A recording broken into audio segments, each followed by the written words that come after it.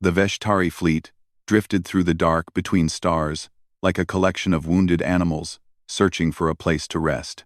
Their hulls, once gleaming silver and patterned with delicate living circuits, were now scarred, burned, and patched with mismatched panels stolen from abandoned outposts. The great telepathic harmony their species had relied on for thousands of years was broken, and without it, the Veshtari felt as if a part of their souls had been torn away. From the bridge of the lead vessel, the starward haven, Elder Sarakai watched the starfield ahead with tired, unfocused eyes. His tall, slender frame seemed to sag under a weight that was not physical. The soft tendrils at the back of his head, once glowing with mental energy when the species was linked, now hung dim and silent. It had been 8 standard cycles since the plague spread through their homeworld, 8 cycles since everything had fallen apart. The disease had not killed the Veshtari's bodies. It had done something far worse. It had shattered the mental network that allowed their thoughts to move between minds. Without that connection, every Veshtari felt alone for the first time in their long history. Panic followed. Fear. Disorientation. And because they could no longer sense each other's emotions or intentions, misunderstandings turned into riots, riots into violence, and finally, violence into collapse. Desperate to escape the chaos and hoping the galaxy would help, they had fled in ships meant for exploration, not survival. They had expected aid. They had expected compassion. They had expected someone, anyone, to care. But the galaxy had done the opposite. One by one, the neighboring worlds had rejected them. Some were afraid of the plague. Others found the Veshtari's broken telepathic state unsettling. A few simply didn't want to risk being condemned by the Galactic Council, which had already labeled the Veshtari as a quarantine species, a polite way of saying, "Your problem is not our problem." Sarakai had sent pleas. He had begged. He had offered technology, knowledge, even territory. No one cared. Now the fleet traveled with failing engines, depleting food stores, and a morale so low it hung over every corridor like a shadow. Sarakai closed his eyes, letting out a slow breath. "Navigator," he said, his voice hoarse. "Status of the long-range scans?" The navigator, a younger Veshtari named Aelri, straightened from her console. Her voice wavered with exhaustion. "We have scanned 12 new systems, no habitable planets. One minor station the owners refused docking again." She hesitated. "Elder, our water reserves will last only one more cycle." Sarakai nodded. He didn't blame her for the fear in her voice. They had been turned away so many times that hope had become a rare resource aboard their ships. Even the children, who once glowed with telepathic joy, now clung to their parents silently, as if speaking too loudly might break whatever little stability they had left. "Scan wider," Sarakai said quietly. "There must be a place. Somewhere." Aelri obeyed. Though her expression made it clear, she no longer believed in miracles. Sarakai walked away from the bridge window, letting his fingers trail along a railing that hummed faintly beneath his touch. The biocircuitry was sick, just like the people. Everything was fading. He made his way through the ship's central corridor. Veshtari civilians sat leaning against walls, some with closed eyes, some staring blankly ahead, some whispering soft, broken thoughts they wished could reach other minds. A medic passed by, offering a nutrient pack to a mother and child. The mother accepted it with shaking hands. When she looked up at Sarakai, he felt the silent question in her eyes even without telepathy. "Where will we go? Will we live long enough to find safety?" He had no answer. Hours passed. The ships drifted onward. The fleet felt like a candle burning at its last edge.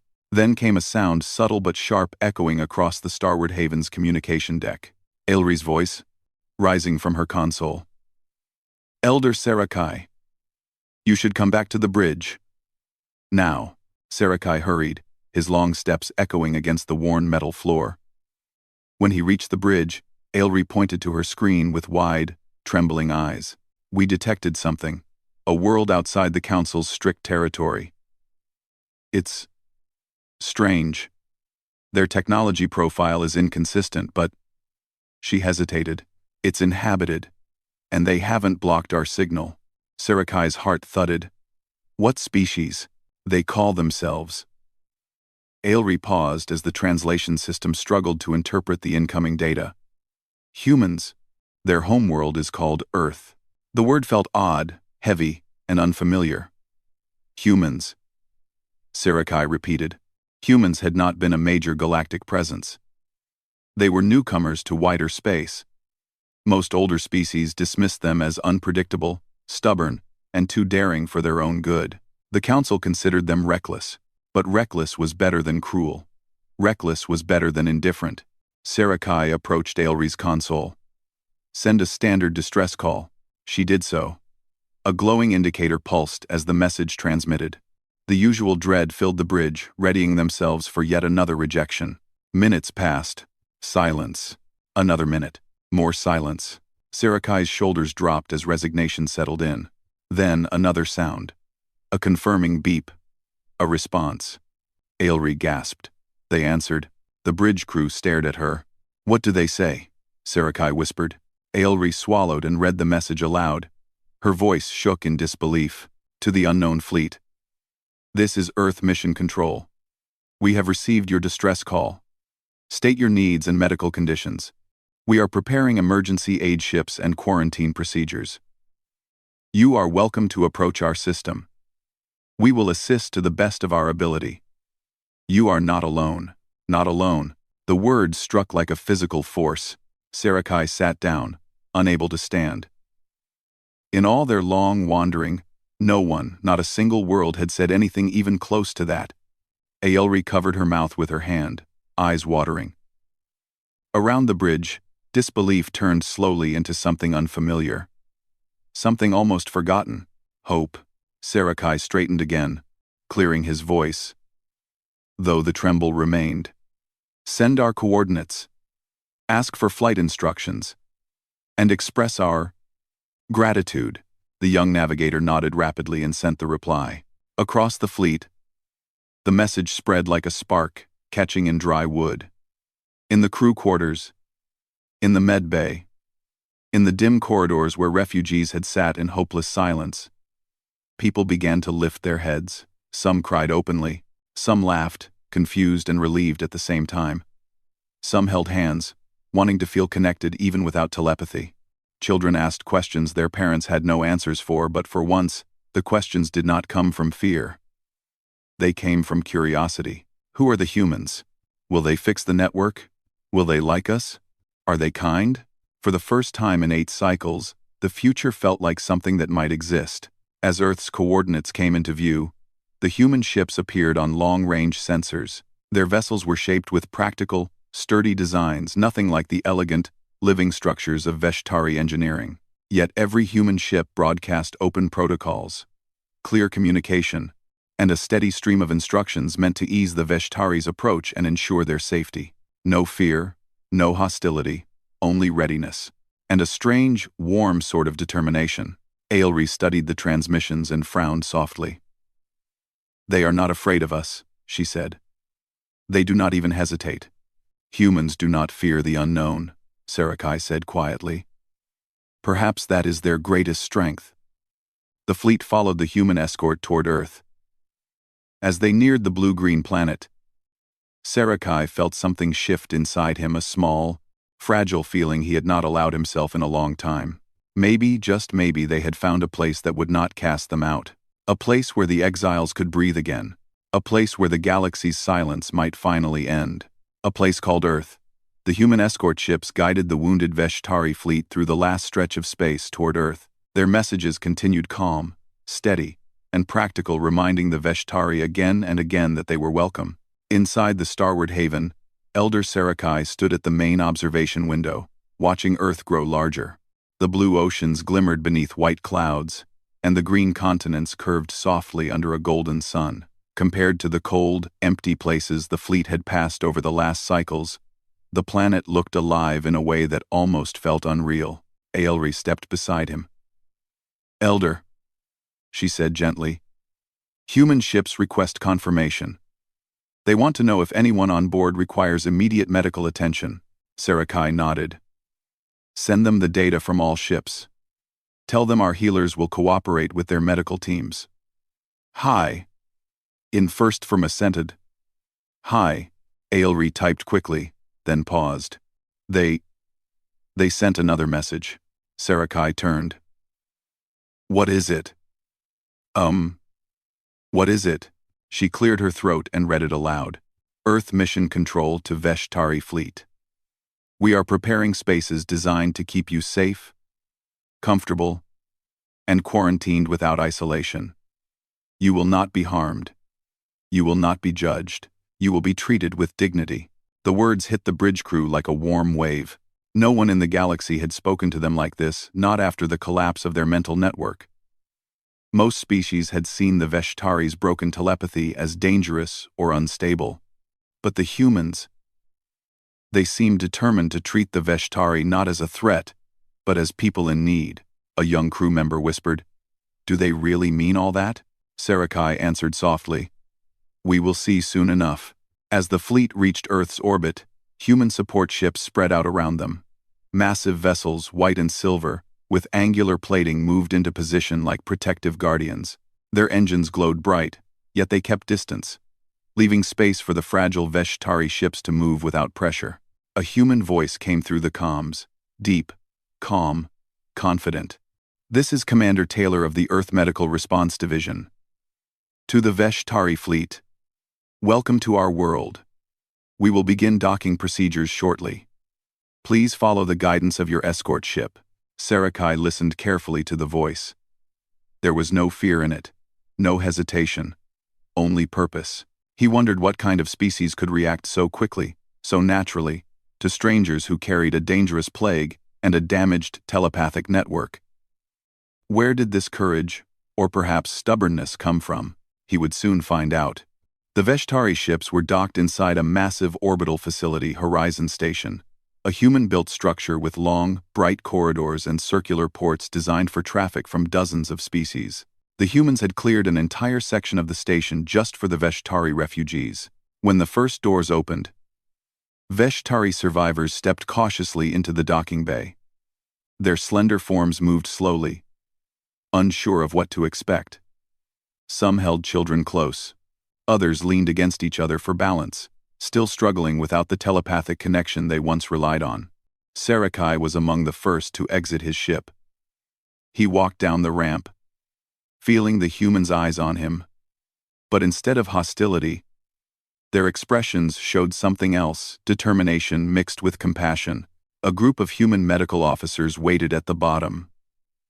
They wore clean white suits with transparent shields, but their faces were visible, their hands unarmed. One human stepped forward, a woman with short dark hair and kind eyes. I am Dr. Leon Harper, she said. Welcome to Horizon Station. We are here to help you. Sarakai bowed his head politely. I am Elder Sarakai. My people, we thank you. Truly. Dr. Harper shook her head softly. You don't need to thank us. Helping is what we're supposed to do. Her words were simple, but they carried a strength Sarakai had rarely heard in the galaxy. She turned to her team. Let's start the assessments. Keep everything gentle. They've been through enough. The humans moved carefully among the Veshtari, checking their health, offering water, guiding them to resting areas. Children stared with wide, curious eyes at the humans, some with brown skin, some with pale skin, some with dark or bright hair, all different, yet all working together with practiced ease. One Veshtari child tugged at Sarakai's hand. Elder. They smile a lot, she whispered. Sarakai almost laughed. Yes, they do. Inside the station, a special area had been prepared. Large rooms with environment controls, gentle lighting, sleeping spaces, and soothing colors. Human psychologists had researched Veshtari physiology and arranged the space to reduce stress. Your telepathic network is gone, Dr. Harper explained gently as she walked beside Sarakai. We read about it in the Council's public archives. We also read how they refused to help you rebuild it. Sarakai nodded, bitterness rising in his chest. Harper looked at him. We do not fear you. Her voice was steady. We fear the disease, she continued. But fear is not a reason to abandon people. Sarakai paused. People, he repeated softly. Most species no longer call us that. Harper frowned. That's unacceptable. Her reaction made Sarakai feel something warm inside his chest. Humans seem to carry a natural instinct to challenge cruelty, even when it came from distant species they had never met. Hours passed as humans and Veshtari worked together. Water supplies were delivered. Nutrient packs were distributed. Human translators walked around, helping bridge the language gap. Engineers studied the damaged Veshtari ships, preparing plans for repairs. Everywhere Sarakai looked, he saw cooperation. A human nurse wrapped a blanket around a shivering Veshtari elder. A human engineer knelt beside a child's broken toy and repaired it using a small toolkit. A pair of Veshtari healers taught human doctors how to read the glow patterns in their skin to measure stress levels. And through it all, the humans never acted as if their help was a burden. Sarakai found Aelri standing by a large window, watching Earth spin slowly below. Her eyes were shining. They don't treat us like monsters, she said quietly. They treat us like friends. Sarakai nodded. Humans are different from what we were told. She let out a soft laugh. Different is good, but outside Horizon Station, not everyone approved. A transmission came through from a ship patrolling nearby an official vessel from the Galactic Council. Its emblem glowed sharply on the comm screen. This is Council Vessel Kestrel. Earth. By taking in a classified quarantine species, you are violating Council protocol. Surrender the Veshtari immediately for processing. The message was cold, mechanical, without emotion. In the Horizon Station control room, Commander Taylor crossed his arms and replied without hesitation. This is Earth Mission Control. We will not surrender refugees to a council that abandoned them. They came to us for help, and they will receive it. The council ship responded sharply. If you refuse, sanctions will follow. Taylor didn't blink. We are aware. And we still refuse. Sarakai listened from behind him, stunned by the human's boldness. The council ship eventually ended the transmission, frustrated. Taylor sighed, turning to another officer. Increase local defenses. No aggression. Unless they start it. Sarakai stepped forward. You stand against the council. For us. Taylor looked at him with a firm expression. You asked for help. That's enough. Sarakai didn't know what to say. Humans were not the most powerful species in the galaxy, nor the wealthiest.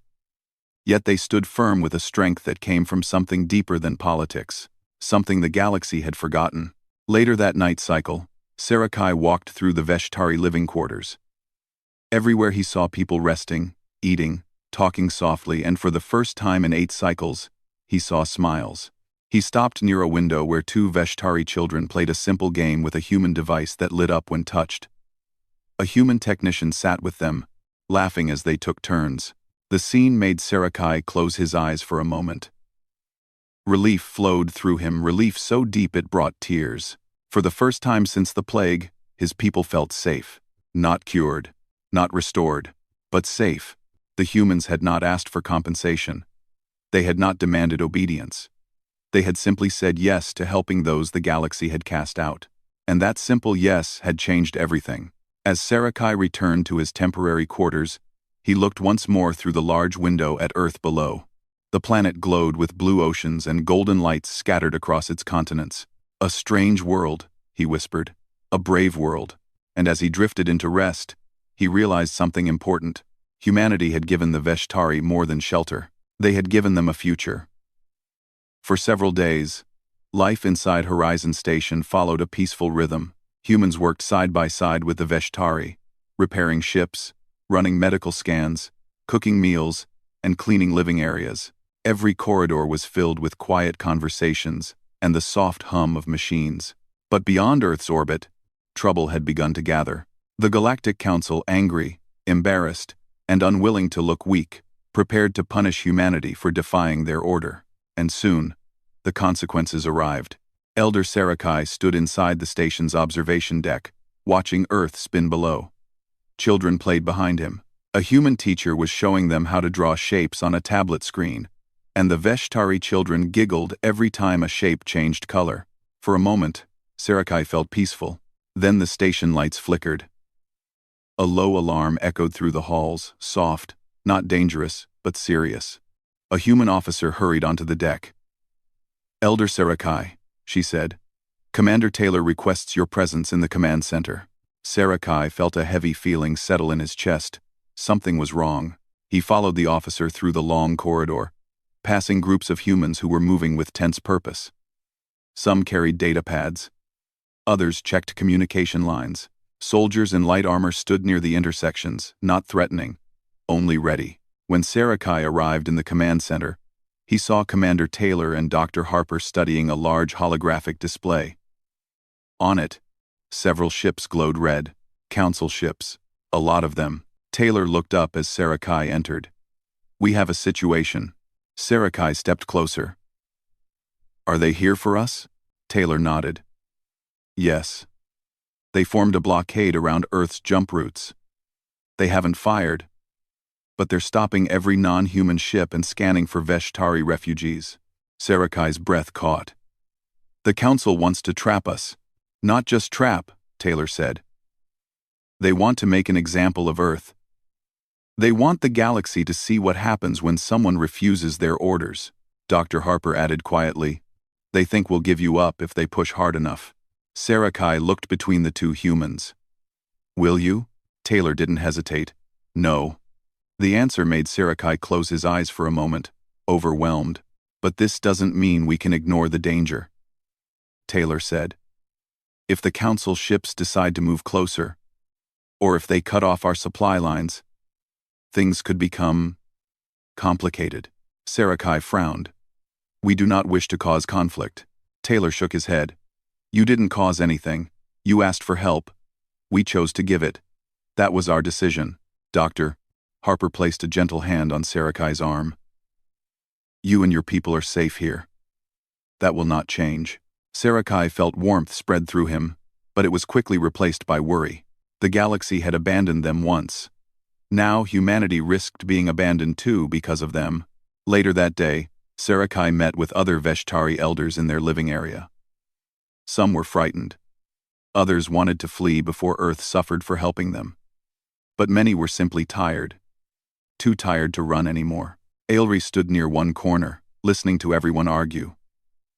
When Sarakai approached her, she sighed. "Some believe we should leave," she said softly. "They fear the Council will punish the humans." Sarakai nodded. "I cannot blame them. We have caused enough suffering. But where would we go?" Ailri asked. "No one else will take us. We would die out there." A child tugged at Ailri's sleeve. "Are the humans angry?" she asked. Ailri knelt and touched the girl's cheek. "No. They are trying to protect us." The child nodded slowly, trusting her words. Sarakai watched them, feeling something tighten inside him. The Veshtari were so fragile now, physically, mentally, spiritually. They had lost so much. Humanity had given them a chance to rebuild. He would not allow fear to steal that away again. "We cannot run," Sarakai said firmly. "Not this time." Ailri looked at him with wide eyes. "Then what will we do?" "We will help the humans help us." That same evening, Sarakai requested a meeting with Commander Taylor, Dr. Harper, and several human engineers. They met in a round room with large windows that showed endless stars. Sarakai began. "We want to assist with whatever you need. We know our presence puts Earth in danger. We want to reduce the burden." Taylor raised an eyebrow. "What kind of assistance do you have in mind?" Sarakai gestured to Ailri, who stepped forward holding a small glowing device. "This is a Veshtari core seed," she explained. "We use it to grow biocircuitry. Your engineers could combine it with your technology. It may help you build new communication lines or defensive systems." One human engineer leaned closer. "Can it integrate with metal structures?" Ailri nodded. "Yes, if guided carefully." Another Veshtari elder stepped up. "And we can help analyze the plague. We understand it better than anyone." "We can work with your scientists." Dr. Harper smiled in relief. "That would help immensely." We've been studying it non-stop. Sarakai added. We do not wish to be a burden. Let us be partners. Taylor crossed his arms, then smiled. Then let's get to work. Over the next few days, humans and Veshtari formed teams across Horizon Station. The mood changed from one of quiet fear to focused cooperation. Veshtari biotechnicians sat beside human engineers, teaching them how to guide living circuitry. Human mechanics showed Veshtari how to weld metal panels and repair damaged engines without biological components. Dr. Harper and a group of Veshtari healers worked together in the medical wing, studying the plague with new combined tools. Every discovery, every tiny improvement, made both species celebrate together. Sarakai could feel the shift. The Veshtari were no longer helpless refugees. They were becoming contributors, partners, friends. Hope spread through the living areas like sunlight. But the council was not idle. One morning cycle, alarms sounded again, louder this time. Commander Taylor rushed into the medical wing. We have new council broadcasts, he said. They're accusing Earth of stealing Veshtari technology. They claim you are a danger to the galaxy because you're mentally unstable. The Veshtari healers froze, their tendrils dimmed in distress. Dr. Harper clenched her fists. How dare they? Sarakai's voice was quiet, but filled with pain. They want to destroy our reputation. And yours, Taylor replied. They can try. But the galaxy hears more than council lies. Another officer entered quickly. Commander, multiple worlds have received word of Earth's aid efforts. Some are now questioning the council. A few want to send supplies to Earth. Taylor blinked in surprise. Really? Yes, sir. It seems your compassion is spreading. Sarakai felt his throat tighten. Our suffering may finally show the galaxy what cruelty looks like. And what kindness looks like. Harper added gently. Outside the station, the council ships tightened their blockade. They sent new threats, new warnings, and new attempts to intimidate Earth. But Earth did not bend. Human cargo ships used alternate routes. Hidden jump tunnels were mapped by human explorers. Veshtari engineers helped strengthen human shields and communication networks. Slowly, the blockade became less effective. The council grew frustrated. Inside Horizon Station, the Veshtari grew stronger, and humanity's resolve only hardened. One night cycle, Sarakai walked alone through a quiet corridor, thinking about everything that had happened. He paused when he saw a human and a Veshtari sitting together on the floor, eating a simple meal. The human was telling a story about his childhood. The Veshtari listened with a soft glow on her skin, showing relaxation.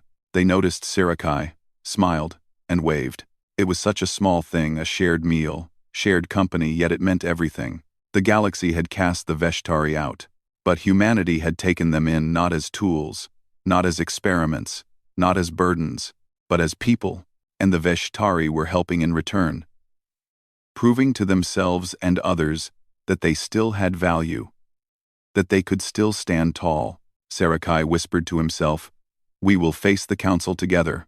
We will survive this. All of us." He believed it. For the first time, he truly believed it. Horizon Station glowed quietly against the dark of space, its metal surface reflecting the blue of Earth below. Inside, humans and Veshtari worked together through long days and long nights. The blockade around Earth held tight, but so did the unity forming within the station. The Veshtari were no longer the silent, frightened refugees who had arrived. Their glow was stronger. Their movements were steadier. Their eyes showed hope instead of despair. And most importantly, their scientists working beside Dr. Harper had finally begun to understand the plague that broke their telepathic network. Human and Veshtari minds, so different in shape and function, had found a bridge. A cure was forming. Elder Sarakai stood in the medical wing, watching Dr. Harper and Aelri carefully examine a small vial of shimmering blue liquid. Machines around them hummed softly. Human engineers had redesigned the lab's equipment to handle Veshtari biology. And the room now looked like a perfect blend of both species. Aelri turned to Sarakai, her eyes glowing brighter than they had in cycles. "This is it," she whispered. "The stabilizer formula.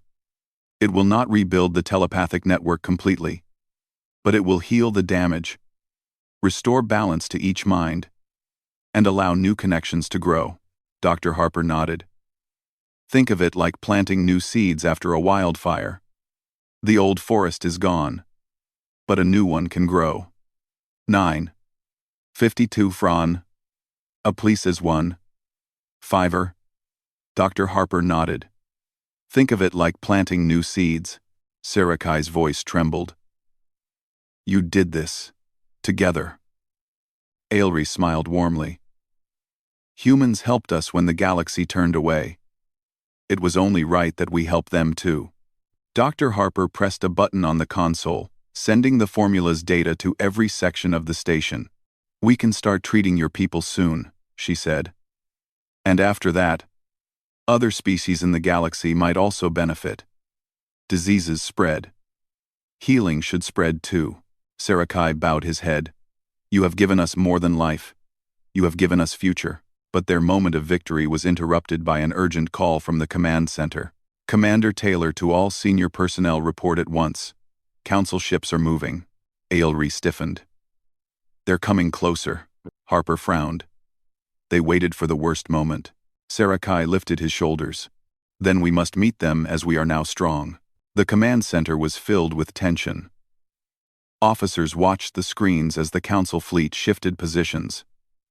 More ships had arrived, dozens of them, some heavy carriers, some patrol cruisers, all marked with the blue and gold symbol of Council authority. Commander Taylor stood at the center of the room, arms crossed. His face was calm, but his jaw was tight. "Status?" Dr. Harper asked as she entered. Taylor glanced at her. "They've demanded a communication link. They want to announce something." Sarakai stepped forward. "What do they want to announce?" A technician pressed a button, and the Council signal filled the screen. A tall alien representative appeared, wearing elegant armor and a cold expression. "This is High Speaker Kralin of the Galactic Council," the voice declared. "Earth has violated Council law by harboring a dangerous species and developing biological weapons without permission. By decree, Earth is now under strict sanction. All trade, travel, and communication with Earth is forbidden until the Veshtari are surrendered." Someone in the room muttered, "Weapons? They're calling the cure a weapon?" Sarakai felt anger rise in him, quiet but deep. "They twist truth because they are afraid of compassion." Kralin continued, "Failure to submit within one cycle will result in military action." The screen turned dark. For a long moment, the command center was silent. Then Commander Taylor spoke. "They're bluffing. They won't start a war over helping refugees." Harper looked uncertain. "But what if they do?" "The Council hates looking weak. They won't accept that a small world like Earth challenged them." Sarakai took a deep breath and stepped toward the center of the room. "Commander, what if we didn't let the Council choose the story?" Taylor frowned. "What do you mean?" "Let the galaxy see the truth," Sarakai said. "Let them see the cure we created together. Let them see your kindness. Let other worlds choose compassion instead of fear." A young human officer nodded slowly. "If the public sees the cure? Some planets might demand the Council step back." Dr. Harper smiled slightly. "Hope can spread faster than fear." Commander Taylor looked around at their determined faces. Finally, he nodded. "Then let's show them." Within hours, Horizon Station transformed into a hub of communication. Humans set up broadcast channels, while Veshtari technicians guided light-based messaging systems. Together, they sent the cure's formula, its explanation, and messages of unity to every reachable world. The transmission was simple. The Veshtari are no threat. Their plague is curable. Earth and the Veshtari created the cure together. Compassion saved lives. We invite all worlds to share in this healing. A series of images followed. Veshtari children laughing with human teachers. Human and Veshtari scientists mixing glowing liquids. Engineers repairing ships side by side. Sarakai and Dr. Harper standing together. The broadcast spread through space like a wave. And slowly, the galaxy responded. Messages poured in. A farming colony on the edge of Council territory sent thanks and promised support. A mining station, angry at the council's neglect, offered to break the blockade. A medical research world requested the cure to help their own struggling communities. Even some council member species sent private messages, saying they admired Earth's courage but feared speaking out openly. Horizon Station buzzed with excitement and relief. Commander Taylor read the updates aloud. We have 27 supportive transmissions. 33. 40. This is happening fast. Sarakai felt his heart lift. The galaxy remembers compassion. Dr. Harper grinned. Because you reminded them. But the council would not give up easily. Another warning message arrived from High Speaker Kralin. This time, his voice was sharp with anger. You have defied us. Withdraw your false cure, and surrender the Veshtari immediately. Taylor responded with calm defiance. We will not surrender people who need help. And the cure is real. The galaxy has seen that now. Kralin's eyes narrowed. This is your final warning. The screen went dark again. A heavy silence fell. Ailri whispered, They will attack. Sarakai shook his head. Not if we stop giving them reasons to. Harper blinked. What do you mean? We show them something the council cannot fight, Sarakai said. He lifted the vial of cure. We show them healing. We show them unity. Not threats. Commander Taylor took a deep breath. Then let's do the impossible. And so, ships left Horizon Station's small, agile human vessels escorted by repaired Veshtari crafts. They did not travel with weapons ready. They carried medical teams, supplies, and cure samples. They traveled openly, broadcasting their intentions on every frequency. Some council ships tried to stop them at first, but citizens on those council worlds demanded the cure. Others let the ships pass, ashamed or afraid to oppose the growing tide of support. Within days, the blockade weakened. Within weeks, it dissolved. And within months, the council had lost the trust of half the galaxy. Human and Veshtari doctors worked together across star systems, fighting disease, repairing damaged mental networks, and showing people what cooperation looked like. When High Speaker Kralin finally resigned, his last speech was filled with bitterness. But it didn't matter. The galaxy had found a new symbol of hope. On Horizon Station, months after the first cure was given, Sarakai stood beside Dr. Harper, near a massive window. Below them, Earth shone bright, peaceful, alive. A Veshtari child ran past, laughing out loud something that had almost disappeared from their species. A group of humans chased after him. Smiling, Sarakai looked at Harper. When the galaxy cast us out, your people took us in. You changed everything. Harper shook her head. You changed yourselves. You rebuilt. We only helped you stand again. Sarakai's glow brightened. Together, we built something stronger. Harper smiled. A new future. The galaxy stretched before them, vast, uncertain, and full of possibilities. But now, neither species faced it alone. Together, they stepped into the new dawn.